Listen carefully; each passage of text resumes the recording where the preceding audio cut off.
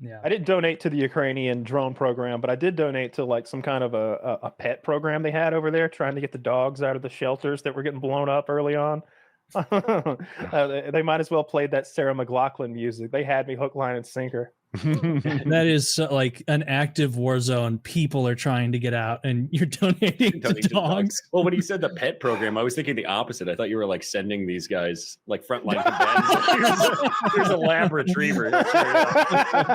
For last time, stop sending tickets. They are not his name's Max. He's a he can be a little rowdy. It's a fucking. He's got a fucking Pomeranian strapped to his chest on the front lines. Yeah. No, not that. But they were like, they were blowing up the fucking pet shelter or something, and they were trying to get the pets out of harm's way. This is like early in the war when it was real touch and go. You didn't know if Ukraine was going to fall any moment, and I don't know. I felt so bad. Those are the charities that always get me. It's the pet charities. People are shitty, but I've never met an actual mean dog. Yes, you have. You've sent me videos of. You were at my house. Yeah, all right. To be fair, I've met 2 or 3 mean dogs in my entire life, but most people are shitty. You know what I mean? Like, hey, maybe that lady whose apartment building got droned was a bitch. For all I know. But that dog don't deserve that. He's trying to make a living. What? You don't know why he's locked up in the pound? Maybe he bit a kid's face. Russian kid. I thought you donated to the Russian dogs.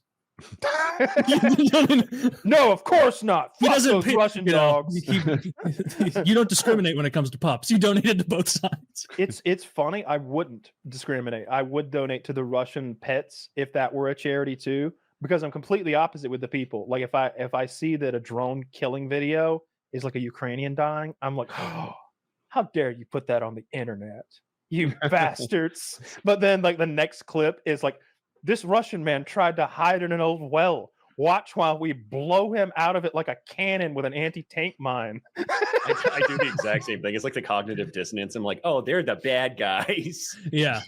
You may think he's not a combatant, quote unquote, because he's wearing sunglasses and a tracksuit. but that's his deep cover. Yeah. I don't mind watching when the Russians blow up, but I hate to see the poor Ukrainians get blown up. I don't know what's going on with that war. Trump has been so wishy-washy, and then like his biggest move so far has been when that Russian representative was rude to him. He sent fucking nuclear submarines. Well, what was it last week? I don't even remember what the Russian guy said. Something like, "Mr. Trump should know that not only Mossad has access to his amoral." Oh, was it? Yeah, the fake news. The allusion to them having basically the Epstein tapes or something, that was false. With the Russians? There was a tweet that went around that implied that the Russians had video of Trump on Epstein Island or something like that. Mm-hmm. Didn't know all those words, but that's what I got from it. But it wasn't a real thing that any Russian said. Yeah, and it was.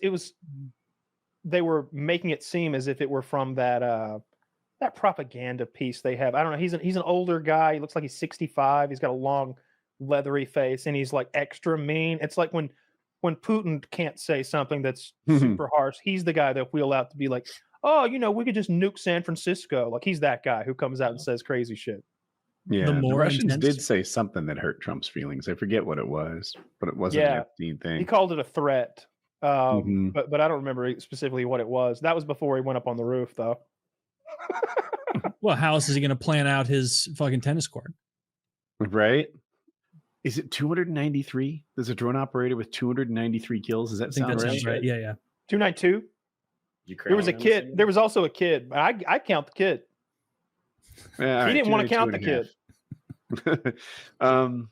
Anyway, he seemed well adjusted based on the call. Like it was just like he was a, I don't know, former accountant or something. Like it didn't really weigh heavy as far as we could tell. But American dude? Yeah, American guy, drone operator. Oh, that's cool. Okay, I was a little under Obama and Trump. He only killed bad guys. Exactly. That kid probably hated us. It's a big number. That's all. Okay.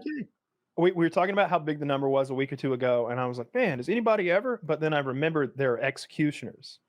And so executioners, especially back in olden times, would have hundreds and hundreds of kills.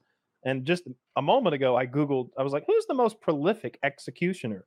It's this guy, Daniel Aronson. The dubious title of most prolific executioner in history belongs to this man. The article was by Daniel Aronson. Belongs to this man, Vasily Blokhin. He served as Stalin's chief executioner, and he personally shot to death tens of thousands of prisoners. During the Katyn massacre, he shot and killed 7,000 people within 28 days. That means he killed 250 people every day for a month. Jeez, he had to like wake up early. Yeah, how long is a work day? That's what I wonder. I'm doing the math right now. His trigger finger was probably like blistered. He's switching fingers. He's going lefty sometimes. And look at this picture. You know this was his idea between like 178 and 179 on a Tuesday. He's like, you know what? I don't want to forget this.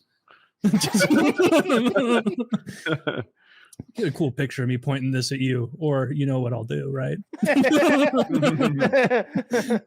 I'll pop you one.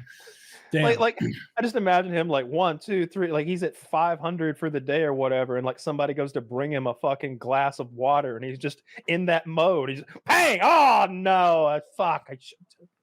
783. Just push him in the pit. What a Stalin won't be that mad. Yeah, Jesus Christ. That sucks. They did kill a lot. I doubt he was well adjusted. There's no way that guy could have a normal conversation with you after all that.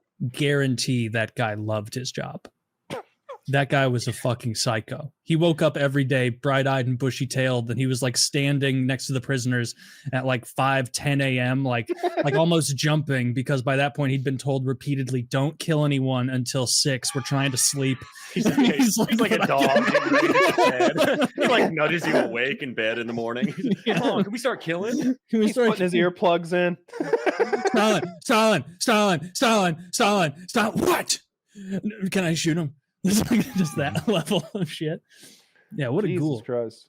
Yeah, I wouldn't want that job. Even our boy in the Discord with the drone operating thing. That sounds kind of cool at first, but it's also like I'm glad I didn't do that. I wouldn't want that on my conscience. Like, no sane person would.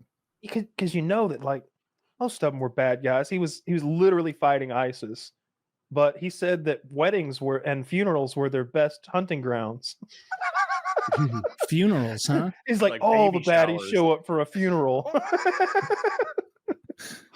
But I'm sure a lot of other people show up at funerals too, though, right? They don't have separate ones where it's like, all right, this is my work. They have a henchman funeral. This is my henchman funeral, and then the friends and family one. Yeah, I'm sure he was careful not to hit any of the family members while he was blowing up the henchman. That's the American way. Mm-hmm. He probably used one of those. We asked him if he'd ever used the missile that has the samurai swords on it, but he never got to use that. He was kind of bummed. Damn, that does seem harder to use. Oh, he did say he direct impacted a guy with a missile that was a dud, though. And it just like, there was like 3 guys standing there. I hope I'm getting the story right. And he hit the guy with a missile, direct impacted his head off his body. And the other guys were just like, what the fuck? And ran away. Like it should have exploded on impact and killed them all. I hope they thought he meant to do that. He's just sending a message. Mark really pissed off some powerful people. I don't know what. They throw rocks from outer space at us. Might as well be. Yeah. He said those missiles were like 4 or 5 feet long and weighed like 50, 75 pounds or something like that, roughly. I don't really remember exactly. But that seemed important to me. If you're going to direct impact somebody with a missile, I want to know how big the fucking thing was. Yeah. Mm-hmm. Somebody didn't pay their fucking taxes that weekend. That's why that missile didn't detonate. Oh yeah, someone was shorting it. We all have to pay our due, guys. Otherwise, the dronesmen can't have a fun day at work. Taking care of their business.